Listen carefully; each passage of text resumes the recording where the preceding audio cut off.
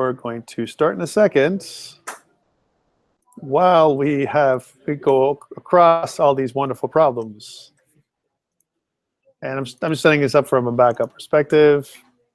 All right, we're back, and it is COMP229. It's fall 2016. It's lesson 1, part 2 of our program today, of our recording. We've been talking about some stuff. I put a couple links up on Slack.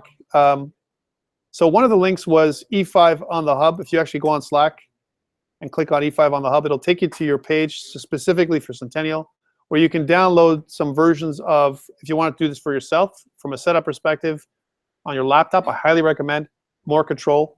If I click on Visual Studio 2015 to download which version you're going to download, because there's lots of versions, what you probably want to get, if you have a choice, right, is Visual Studio Enterprise 2015 with Update 3. Okay? Why Update 3? It's the latest update. I wouldn't want to download Visual Studio with Update 1 and then have to update it. That doesn't make any sense. So download Visual Studio Enterprise 2015 with Update 3 if you want to download it on your laptop. Okay? If you click Add to Cart, you have to prove that you're a student here at Centennial by logging in, and everyone should have access through their my.centennialcollege.ca email address. And once you've done that, you can download Visual Studio 2015 Enterprise with Update 3. That's the first thing I want you to do if you're going to do it from home. Another really cool tool that might come into some good use for you, which I like a lot, is, and if I'm going to do it at all, is SQL Server Management Studio. Right now, we don't need it here, but if I was going to talk, if I go SQL Server, I just kind of search for that. The SQL Server Web Edition, the Service Pack 1, but there's also SQL Server Management Studio 2014, I believe. And if I kind of scroll down here, right, with Service Pack 1, that's the one you want to download if you're going to download SQL Server Management Studio. It's actually a really cool tool that we use to manage our server software, especially if you want to create tables and manage our database. So it's not required, but it's suggested. If I was going to recommend downloading another tool from e5onthehub.com, it's this one, right?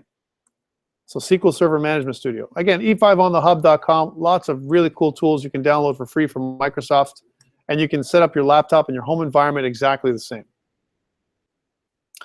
The other one that I kind of put up on Slack, and I'm going to just kill some of these links for a second to show you, right? I'm going to kind of go through all this stuff, just kill all these links here for a second. And right there. The other kind of link that I have here, if you look at it from a Slack perspective, I kind of put this other one up, which was for Azure, how to sign up for Azure. And this is part of your lab, right? So this is kind of important to do. If I click on this link here, right, and if I'm logged in to DreamSpark, it's going to take me here. But if you're not logged in, it's going to say, sorry, you're not logged in, right? So the thing to do, I'm just going to show you what it looks like to log in for the first time. You need to register. So if I click on register, sign in or register, you're going to have to register for a DreamSpark account. Now, you have to use your Microsoft account to do this, right? So please follow the, the way to register for your DreamSpark account. This is the way to do that, right? So again, you put your email or phone. Please put your email. You're using your Microsoft account for the first time, and the password. Then you click on sign in, right? So it will be like this. So I'm using my Microsoft account to sign in. By the way, this is not, I repeat, not your my.centennialcollege.ca account. This is a Microsoft account that you have to create. If you don't have one, you can create one. Please create one. It's much easier if you don't have one or if you're not sure. Try not to use an account that doesn't work. It's just going to waste your time. Okay, so we need an account like this to make it work. So the first thing is, if I have one already, here's my account, right? I'm going to log in, and I'm going to say keep me signed in, and click sign in. When I'm logged in, it's going to log me into DreamSpark. Okay, you're going to get this screen. Okay. Now, if I click my little link, if I go back to the link I put up on Slack, right? So if I click this link on Slack, which is catalog, imagine, microsoft.com, en-us.catalog, right? then you should get this. All right?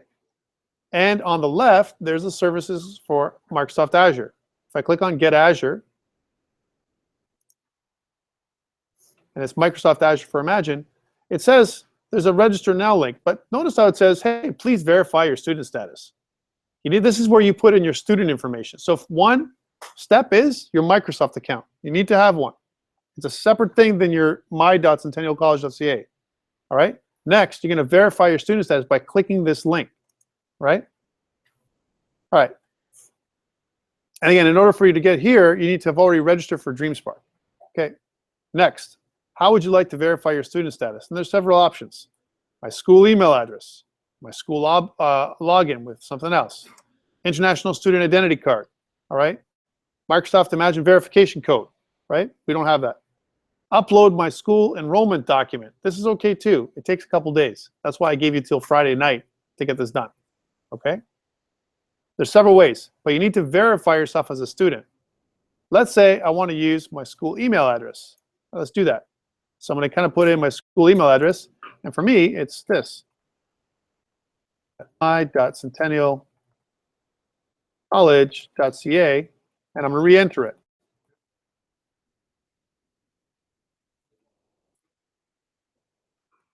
There we go. Click Submit. Okay, cool. So it's kind of going to go through. It's going to verify my status. Here's my student account, right?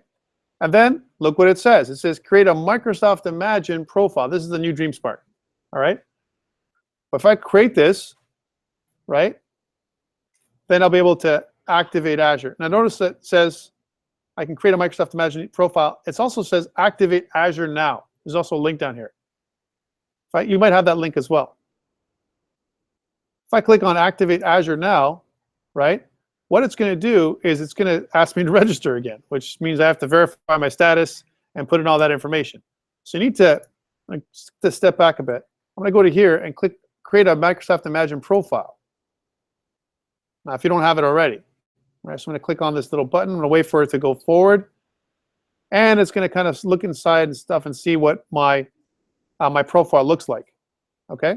So I'm going to choose not March 16th, 2016 as my graduation date, obviously, but the graduation date you're expecting to graduate. So I'm going to click on this. And let's say, for example, it's June, I don't know, 11th, 2018 or something, right? You need to click on this little check mark down here. Now I've got my graduation date, approximately June 11th, 2018, or whatever your graduation date is going to be. Then you click I accept, right? And you have to, of course, the other stuff, you have to choose your college undergrad level and so on. Here's my student account. Click I accept, and it should create an account for you. And it's going to take some time to go through. All right. So here's my user profile. Return from user profile is true. It might redirect me. And by the way, if it craps out, don't worry about it. You can always refresh. If I go back to that developer tools thing like I had before, now that I'm logged in and I've got this up here like this, if I could go back and click on that link again, should take you to the Azure thing. I'll wait till this is done. So I go get Azure. It should take me to get to register again. And guys, I apologize for this, but this is it might be something that's a bit of a challenge. It's going to take me back to verifying my account and so on. I got an email that it sent me. I like it. Thank you for that. I love the help that I'm getting today. It's fantastic. We'll do it together. Let's see if I got an email that it sent me. Did it send me an email? Whoa, wait a minute.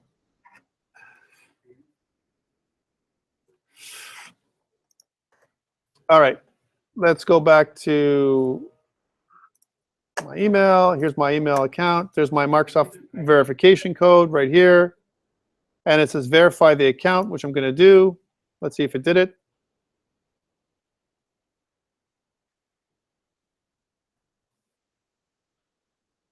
I already have a DreamSpark account at another college. So this is good for you guys. You can watch through this whole thing if it works. It's going to take a few seconds to do. And again, we have to call it Microsoft Imagine now, it looks like, instead of Microsoft DreamSpark. Let's wait till it's done. Hopefully it won't crap out. Did it crap out on you, or did it work for you? For you, it worked. For me, somehow, not lucky, huh? Oh, okay, cool. This is good, right? You do not currently have a team. It says, did you guys get this? Create a team. Verify expires on 9/8/2017. Okay, no problem. Huh? Yours expires this month? I don't know. Certainly, I'm probably, my account status is verified. National finals, teams, blah, blah, blah. Get Azure. Here we go. Activate Azure now. I'm going to click on Activate Azure, right? Let's see if it works now. Yay, I can register now for Azure. Before it didn't let me. I had to verify myself as a student. Okay, cool. Now, here's my Microsoft Azure. What am I going to use? What did I sign up with? My Hotmail account, right? That's the one I want to use. I don't want to use my school account. It's asking for my Microsoft account. I need to use a Microsoft account to log into Azure, not my school account. Luckily, we're recording all this, so you can see all the steps I've taken. So I'm clicking on my accounts, and if everything goes well, I should be able to get into one day, sign up for Azure. All right, it says you already used your one DreamSpark or you are not eligible for it. What can I do? I remember because I already have DreamSpark on my account already, right? You won't. You'll be able to log in for DreamSpark because you don't already have I'm already using DreamSpark on mine, right? Yes. I actually have a problem there. I got a message saying DreamSpark is not available. And it's already available to DreamSpark. You have to log into DreamSpark. Remember we talked about that DreamSpark, and you have to log in with your Hotmail, your Microsoft account first, and then your Centennial College account. Okay, I'll go back and check. Sometimes what it is it's trying to log in because you guys are all using Office 365 as well through Microsoft. Sometimes it's identifying you as your Centennial College account, and sometimes you need to go in there by using incognito mode. So try incognito mode. That might solve your problems. It definitely solved it for me. So what can I do if I already have an account? I can sign up for a different offer, pay-as-you-go, which I already have, or view my current subscriptions. I already have one, right? If I want to look at my current subscriptions, right? I have two. I have one from DreamSpark, right? And I have another one that I'm doing through my pay-as-you-go. Once you log in, you can go to someplace called, another link called portal.azure.com. Here's portal.azure.com. Portal.azure.com is the, what you're going to see is this panel that allows you to create new websites and SQL servers. Here's a thing to note. Even though we can create SQL servers here at the school, the problem is at school here at Centennial, our ports are blocked. So you won't be able to connect to the ports directly from school. However, if you went and did this from home, you could access your SQL server from home if you were going to create one. I'm going to work on unblocking the ports over the course of the semester, right? So that we can access our SQL server databases that we create through Azure. Okay, how do I create a new web app or website through Azure, right? I'm going to click on New, right? And again, I'm doing this so you guys can follow along when you have access. I'm going to click on Web and Mobile. I'm going to click on Web App, which is going to take you to the subscription. Notice that I have two subscriptions. I have pay-as-you-go if I want to pay. And by the way, if you do sign up for pay-as-you-go, it's not that expensive. It's like $5 a month, something like that for simple websites. Once you start going into things like VMs and other things like that, it can be quite expensive. It can be like $15, $20 a month. Don't recommend, not for a student. And you can get it for free if you use DreamSpark, so why pay at all? If you ever have to use your credit card, you've done something wrong, okay? Please don't put your credit card information to Microsoft. If it's asking you for credit card information, you've made some wrong clicks or whatever to get here. Right? It has to be free. All right, so I'm using DreamSpark. That's the subscription I'm using, and that's what you should be using too. Now, notice that it says I have a resource group. I can use an existing resource group. So I can choose an existing resource group, or I can create one. I've got one that says Canada East. I created a resource group. How do I create a resource group? I can go create one. So let's say I want to call, I'll make another one called Canada East 2. I don't know. I can name the resource group. If I click on my app service plan, I can choose the location. Here's my new app service plan. I can choose a location for where I want my app service to come from, right? This is just set up for the first time. So I have to enter a name for my app service plan. I'm just going to call it Canada East 2 again. And notice the location. This is the location of your data center, right? My data center is where my server physically exists, right? Hey, please don't choose something like Brazil, okay? That would be very bad, right? Don't choose Japan. That would be bad too, right? Don't choose West India. That would be bad too. Choose somewhere in the US, and because we're in Canada, like Canada East or Canada Central. That's probably a good data center to choose. The farther they are away, the more latency and the slower they are to respond to us, right? So we want to choose one of these ones. Let's choose Canada East. Notice that my pricing tier is free. If you see a pricing tier that has a cost to it, you've chosen the wrong pricing tier. You've done something wrong. You should not have any cost to your pricing tier whatsoever, right? Now I'm going to press OK. And I've got Canada East 2 defined, right? And if you notice this App Insights, I want to turn my App Insights off. I don't want to use App Insights at all. Not that I can't use App Insights. I don't want to use App Insights. I want to make a very simple web app, right? I'm also going to pin my app to the dashboard, right? And I'm going to name my app. Guess what I'm going to call my app? COMP229, right? Fall 2016, and then it's going to be lesson 1, right? You can call yours something else like Lab 1, and you have to make a unique name that's across all Azure websites. When I click on Create, I'm going to create my web app. So it's deploying my web app right now. Now this web app is empty because all I'm doing is creating a container from where I'm going to put my website. My website right now, there's no website. It's just an empty container that I'm creating up on Azure. This is what it looks like. I'm showing you the whole process, and this is not the last time we're going to do this. We're going to do this over and over again until you're all comfortable with it. Okay, and one day when this is done, you're going to see deployed web app, once the web app is finished deploying. Let's wait till this is done. And then what I'm going to do is I'm going to show you how to use GitHub to connect to it. Hey, well, this is working. Oh, hey, it's done. There we go. Okay, so there we go. So I got my container, right? Notice that it gives me a link. This is the link to my new web app. But if I go there now, there's nothing there, right? It's empty. It's going to be empty until I put something there. Traditionally, in the past, we used some kind of FTP protocol to connect to our Microsoft account, right? We don't need to do this now. The most modern, best way to do it is through GitHub or some other kind of source control. But let's say if I go here now, let's see what happens when I go here. You're going to see my website created, and I'm going to get this. This means I finished creating my container for my web app, but it's empty. I don't have anything in there. I need to link to it somehow.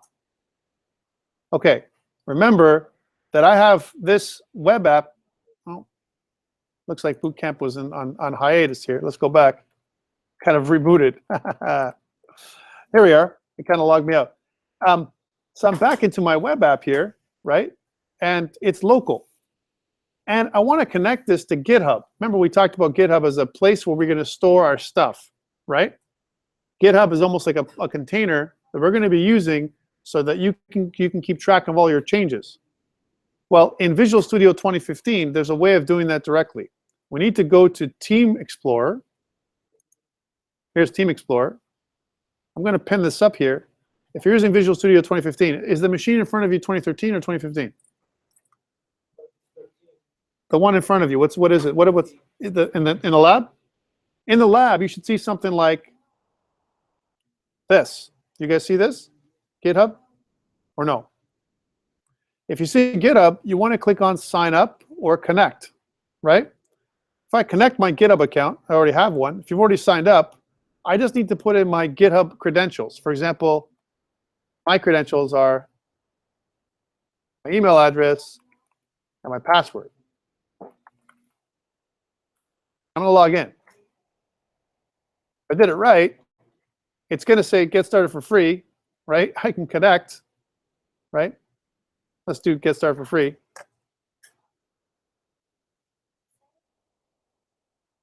Notice that it's showing you a few more details that it needs, right? I don't want to use this. It's logging me in with my wrong account.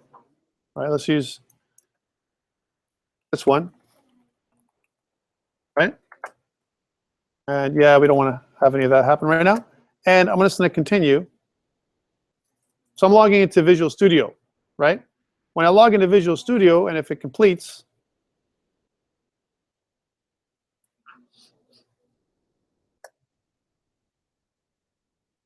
I don't know why it did this. This is incorrect. Yeah, we don't want that. Let's go to GitHub, which is what I really want to do. Yay. Yes. You may not have it because if you don't have it, you have to right-click on here, right, on your solution, and you're going to go to Add Solution to Source Control, right? And then you're going to choose Git. It's going to come up with what do you want, Git, or do you want Microsoft Team Services? If I go back to Team Explorer now, I can create a GitHub. I can create a GitHub repo. Notice that here's the name of my GitHub repo, and here's the description that I want.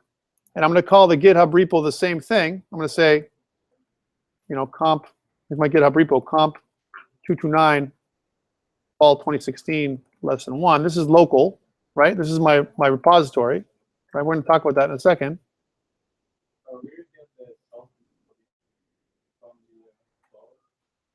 I'm going to get that. I'm going to do that again. I'm going to show you again where you can get that from. So I'm going to kind of cancel this. So if you go to Solution Explorer, there's two parts. There's the project, and there's the solution, right? If I right-click on the solution, right, and if I go to Add Solution to Source Control, there's going to be a section here that says Add Solution to Source Control. You can add this thing to source control, and it's going to ask you, what do you want, GitHub, or do you want Team Explorer, right? Once you've done that, you can click on Team Explorer, the link, and if I want to choose Create on GitHub, right, I'm going to choose a name. You may only have it on the enterprise option. It's true. Okay, but let's assume that you have it. And by the way, if you don't have it, you can always go to Tools, just to show you. And if I go to Extensions and Updates, and if I put in Git, so if I go Git, here's GitHub extension for Visual Studio. That's the one you want. That's the one I installed. Also online, if I put in Git, like this by itself, Git. So Git Tools, right? This isn't the one I want. Git Source Control Provider, right, is a plugin, right? Notice who made it, John Zoss. It's not Microsoft, right? You want to choose this one, GitHub extension for Visual Studio, right, by GitHub. Okay. And once you've done that, and you install it, it might take you a few clicks and some reboots to do it.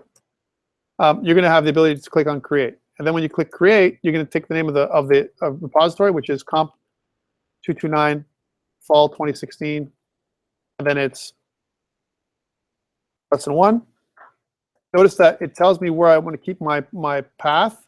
I have a local path that's local to my computer called repos, right? I'm logging in to my Centennial College account. In your case, it would be put under your account, whatever your account is called that you created for GitHub. And then I'm going to click Create. What this is going to do is it's going to create the local repository, right? And it should create the remote repository. Let's take a look at that. So if I go look at GitHub now, and if I look at Centennial College, right, I should have this COMP229 fall 2016 lesson 1 repo, right? But it's empty.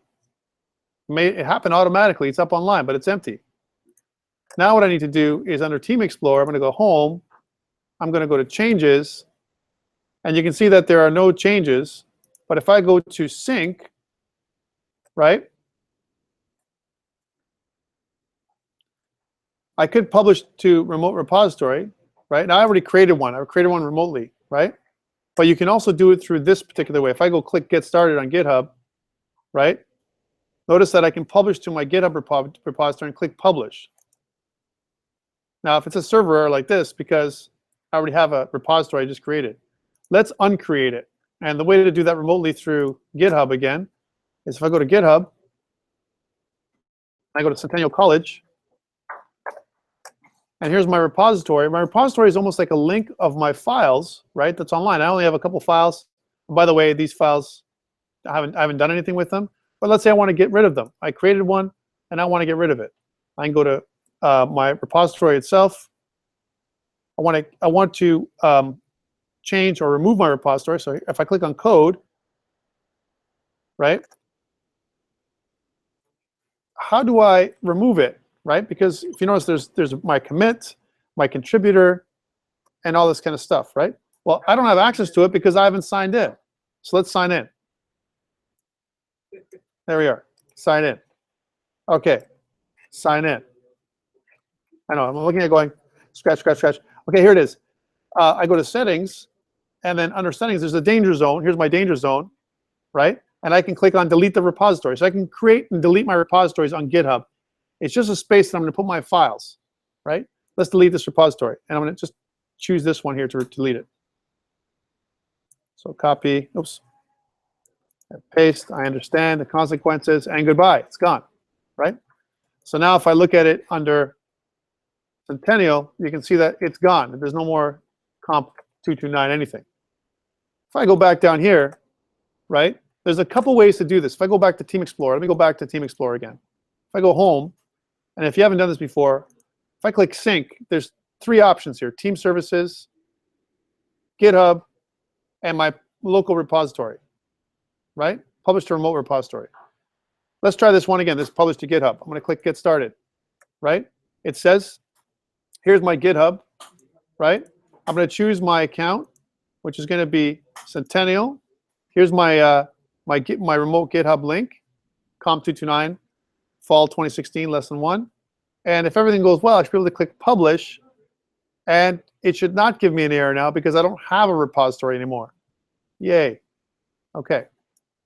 And now that everything's working, if I go back to GitHub and if I refresh, I can see that, again, I have my COMP229, but I also have all of this stuff.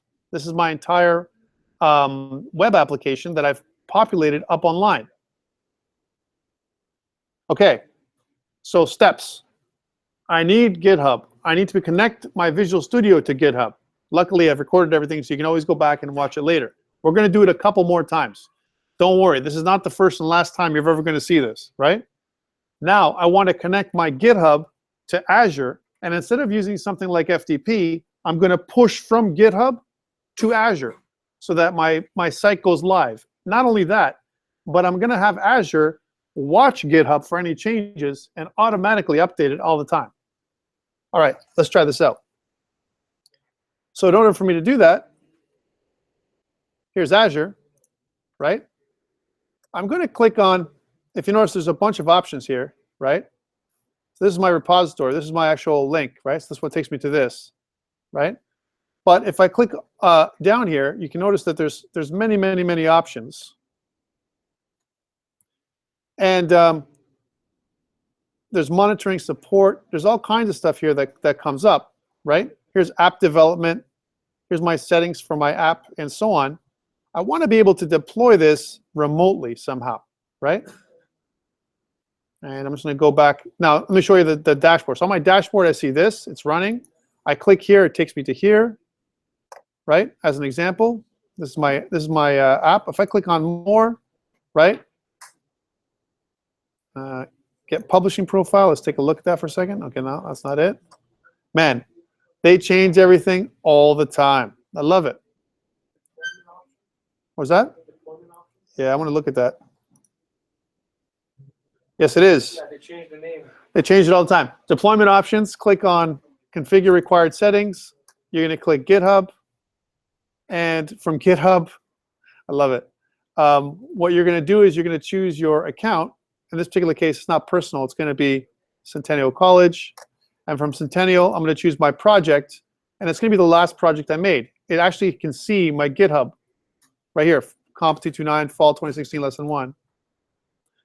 And then under my branch, it's the master branch. I'm not going to configure a performance test. I'm going to click OK. Now, this is going to take a few minutes to do. What it's going to do, Microsoft Azure is going to connect with GitHub, and it's going to do its, what I call it, deployment dance, right? It's going to wait. It's going to do its thing. And by the time it's done, it's going to connect GitHub to our website here. So you can see all your repositories because you use the same. Correct. And also, I've linked them together, right? Then we have to recreate No. You can just give access. You give permission. You can give permission to another account. You don't have to use the same account. As long as you give permission to GitHub, you can see all your repositories, right? So again, if I go to deployment options, you can see now that I have a deployment source.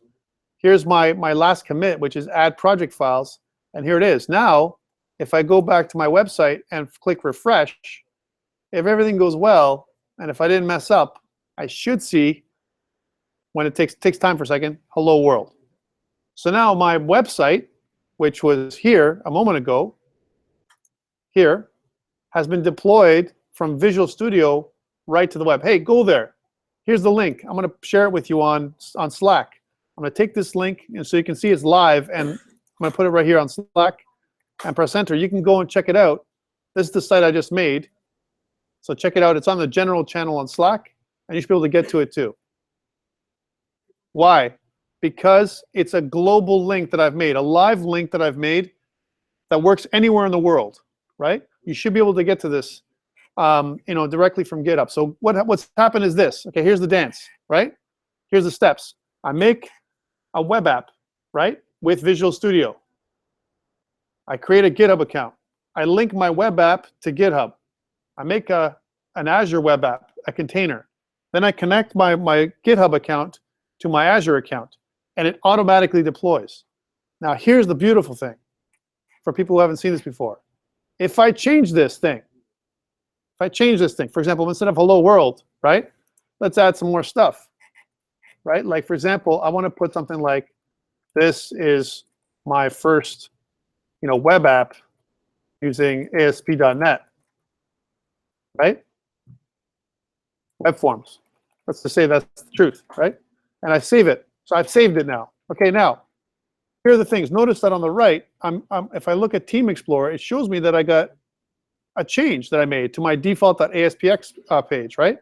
I need to add a commit message. Think about a commit message like a snapshot, a name for the snapshot that I'm taking of my files. So I'm taking a snapshot of my files. So this is the new snapshot. I'm going to say something like updated default.aspx. There we go. And then I'm going to click commit all. This is a local commit. There's two types of commits, a local commit, and then I can also push it to the remote repo, which I made on GitHub. The way to do that, of course, is to click on my home button, and I'm going to go to sync and push. And if everything goes well, it's going to push it to the remote repo. Now remember what it looks like. I'm going to go to GitHub, and let's see if it pushed to the remote repo. If I go there, here's my Centennial College. I can see my project, which is right here. And if under my project, I could see that I have 3 commits now, right? And the last commit I made is updated default ASPX. So it went to the remote repo. Here it is. Well, here's the beauty. Not only did it go to the remote repo, but now if I refresh my Azure link, I see that this is my first web app with using ASP.NET Web Forms. So we have something called continuous deployment that I'm doing. I'm continuously deploying live from GitHub. So the route is, I do my Visual Studio, I deploy to GitHub, I connect it to Azure, and every time I update my GitHub, it automatically updates Azure. So my web app, which is live, is automatically updated every single time I update GitHub. Questions? I know it's a lot for the first time. Yes. You'll work for you. Don't worry. You have to be positive and confident. We'll get you to work. If it worked for him, it'll work for you, right? We all have the same access. We're all students, right? So what I'm going to do now is to help you out. I'm going to take a break, short break, and I'm going to go around and make sure that everyone can have access to Azure. So I'm going to spend the next little while, because Azure is really key for this program to make it work properly. I want to make sure that everyone has access to do what I just did. So I'm going to come around and help. Now, if there's someone who's done, who's able to do that stuff that I just did, if you're already able to do it, I want you, from a learning experience, to help somebody else. So take a friend, look at somebody who couldn't make this work, and I'm asking you to help out. Go over there and work with them and see if you can help out. And then if you get yours working, help somebody else out. We can get this done within about half an hour. If we all wait till this is done, we're going to spend the remainder of the class fixing GitHub and Azure, and it's a big waste of time because I got lots of other stuff to show you. All right? So please, let's take a short break and fix our Azure and GitHub problems. All right?